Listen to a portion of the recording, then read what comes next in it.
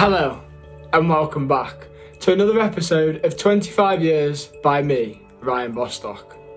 These tales are all true and have happened to me, so I do hope you find some benefit in these tales. Episode 7 is about insecurities. Have you ever been insecure? What are your insecurities? Is there 1, 2, 3, several? Do you even have any? Well, I do. I have more than one. And today I'd like to talk about, I'd say the 5 insecurities that I have. I mean, I haven't got a comprehensive list or I haven't thought too much about it, but I'm going to talk about 5 insecurities I have and how I have dealt with these insecurities, the solutions to my problems as such. So what I'm going to do is I'm going to list the 5 first, then I'm going to talk about my solution to the problems, and then break them down individually. So the 5 insecurities I've got, or had over the years, a lot of these insecurities that I'm going to describe, because of the solution I found, I don't currently have, or I don't have as evident. So the 5 are: 1, acne. So I don't know if you can see, but I've got like a red mark on my nose. So it's a spot coming or it's just a blemish. But over the years, acne has been one of my insecurities. 2, being fat. Like, a lot of people don't think I'm fat or I've been fat, but I felt certain parts of my life, I have been fat. Number 3, knowledge. So not being knowledgeable in the conversation to actually respond. So I felt that I've lacked knowledge, so I haven't said my opinion or voiced my opinion in a certain situation because I felt I lacked knowledge. 4, this is for the men. Are you a shower or a grower? Now, for many men who are growers, sometimes it could be uncomfortable walking around in your boxers or briefs. Now, if you're a shower, you may want to show off, but that is one I found in particular that, especially growing up when you're younger, it was a bit of an area that I was like, oh God, I'm a grower, so I don't really want to really walk around in my boxers. I want to put my jeans on pretty quick. And then number 5 is a new one. Is my nipple. So my right nipple is slightly larger than my left nipple.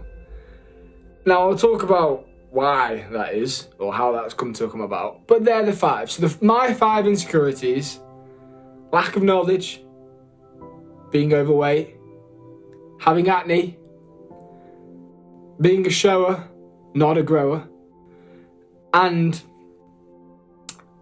having one nipple slightly larger than the other.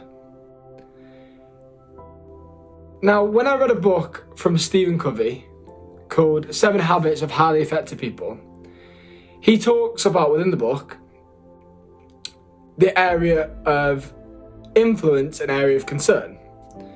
And I was like, when I was reading it, I was like, okay, I'm with you, but I'm kind of not.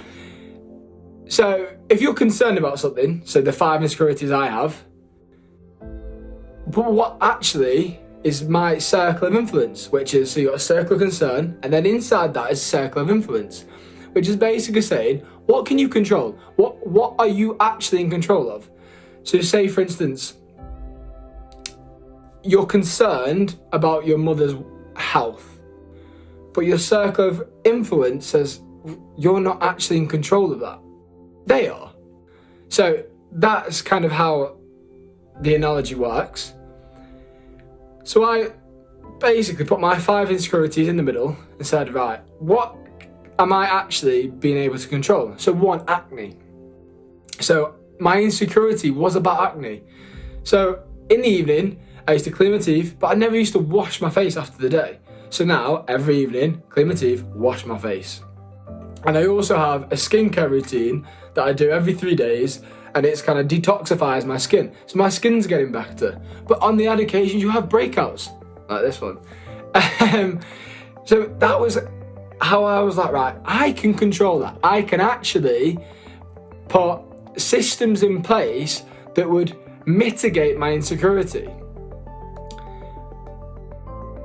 But then following that, I used the same systems for my insecurity being overweight. So I went to the gym, started eating healthily, didn't have those takeaways. Picked, when I had an alcoholic beverage, not the beer, I'd have a gin and tonic because of the calories. And it was just more of having them habits and systems in place, so these insecurities I had would become less and less because they were no longer. I would feel much more confident because I was slimmer, or I didn't have a red spot on my nose. And that's how it works for each one. And then going on to my insecurity about lack of knowledge.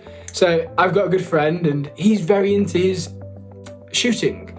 I don't have any knowledge about shooting, but the conversation may transfer to going to different places where they've been shooting, and that's something I could relate to. Now, this wasn't necessarily in my circle of influence because I can't control how that conversation's going, but I know that is one of his passions and he's going to be talking about that with someone he may connect with. So instead of me feeling out of place, I just listen. And then you wouldn't need to say anything. You could just learn. And then for the next conversation, you'd be able to talk to him about it. And then you'd have a bit more knowledge. So this lack of knowledge that I felt, I also felt it in the workplace. So before a meeting, now what I do, I make sure I spend half an hour before that meeting to prepare, so I am confident in that meeting. So I'm confident in conversations with my friend about hunting because that's something he's passionate about. So it's having that awareness that, okay, if I feel this lack of knowledge in a certain area, go and learn about it. Go and find out how I can be more aware of what may crop up in a conversation in a meeting or with my friend or anyone else for that instance. So I took the action to go away and have a greater general knowledge so I could then communicate to others and feel confident in that communication. Now, the next two, my nipple and being a grower, not a shower, these two I found were outside my circle of influence. I am born with a genital area which is a grower, not a shower. There's nothing I can do about that. So, lads, that's how it is. Embrace it. That's you. There's no point of even thinking about the insecurity side of it now. But that's how I feel because I'm like, it's out of my control. There's nothing I can do. See you later. Bye. Go. Next one.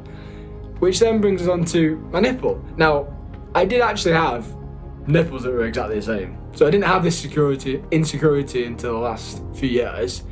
But because I had it pierced and it somehow then has got bigger, I remember thinking very recently, when I take my top off now, I'm like noticing it and I'm like, oh, God, I feel quite insecure because I'm like, oh, what will other people think? And then I actually thought, what?